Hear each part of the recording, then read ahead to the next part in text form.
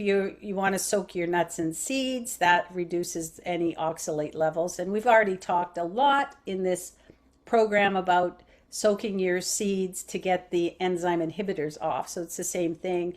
Uh, pair your smoothie with calcium-rich food. So that's stuff like tahini and sesame seeds, tofu, and leafy greens are also high in calcium, and that will help bind the oxalates.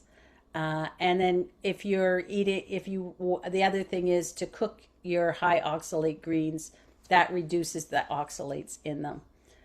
So if you have an issue with it.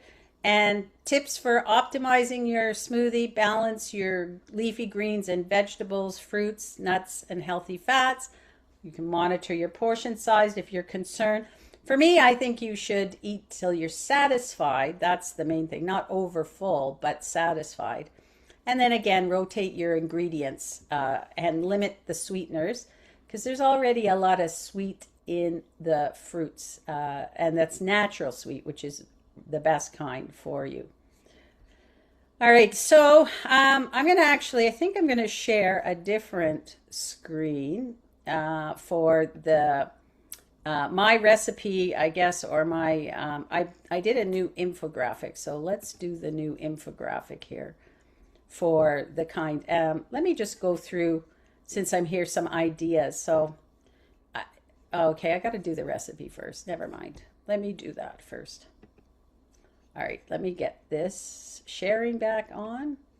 This is where two screens would be good. I didn't bring two screens. So you're gonna post something in the chat? I am going to give you the presentation. I have a 7-day smoothie challenge that has a bunch of recipes on things that you might be surprised about. And then this infographic that I've done. So it's a new one. Ah! Okay, stop.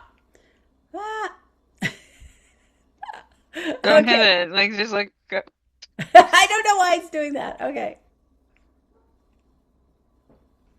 Let me try this just plus a little bit. Okay.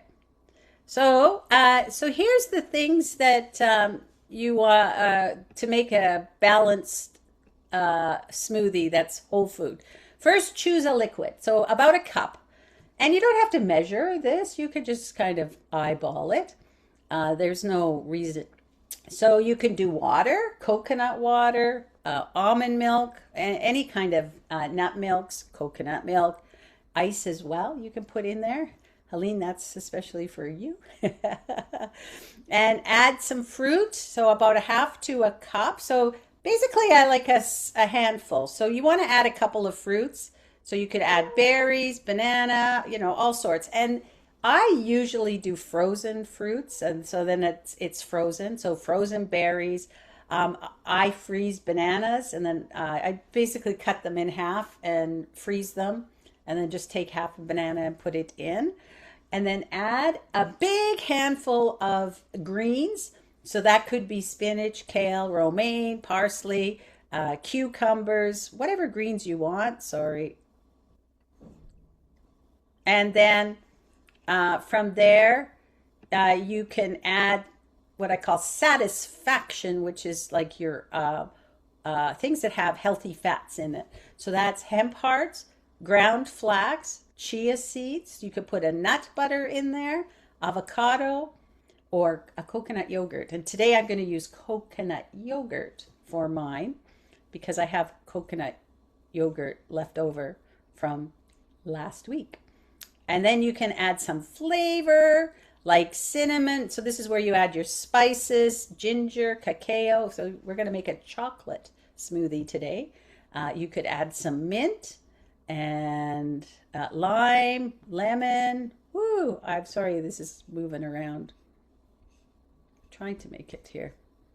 And then you add in some bonus boosts if you want. So you could add in like some spirulina or green powders. You could add in some maca, some adaptogens. So if you're using adaptogens, you can add some of those in. Some plant protein and some probiotics if you want. I personally would say to add in an adaptogen or like something like spirulina or chlorella as well. Those are good to add in. I'm not big on adding plant protein, but if that's something that you're concerned about, you can definitely add in some plant protein. And that's it. And blend it all up, and you've got a smoothie. Just very quick. And I've got the recipes for the two smoothies we're going to make here today. So I'm going to give you this thing. We're going to do a chocolate coconut yogurt smoothie and a berry bliss smoothie today. All right. Now, before I go, I have a 7-day recipe as well that I'll share with you. It's like a 7-day challenge. And I also have on the presentation some ideas of other smoothie ideas. So the as many combinations as you can think of, you can do in the smoothie. So let me just go back to my presentation. So I did just put together a few ideas, and you could look at what you like too. It's always what you like. I never am one for people to eat things they are not crazy about. Like I'm not crazy about oranges, so I don't eat a lot of oranges, but I'll use orange juice in cooking.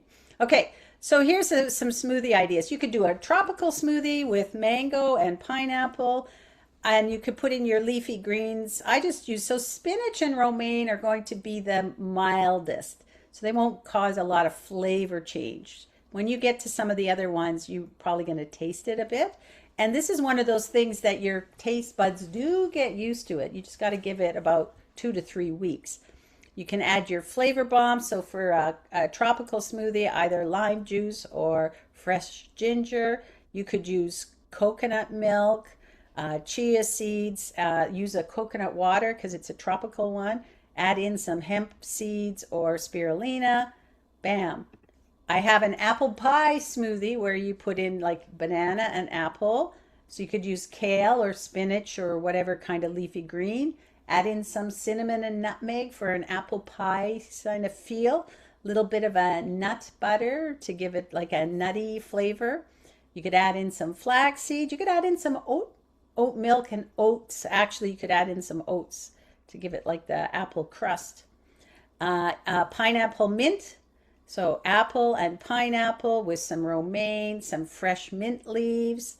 I actually have mint that grows totally crazy in my garden.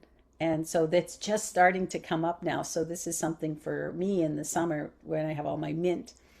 You could use some maca powder, which is really good for your muscle and recovery, like from workouts. And maca